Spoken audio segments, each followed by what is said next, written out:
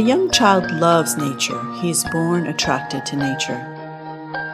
For children to learn to care for our precious natural world, it is our responsibility to expose them to the natural outdoor environment as much as possible. When taking children outside, remember to let them have time to observe and make sense of the multitude of sensations they are experiencing.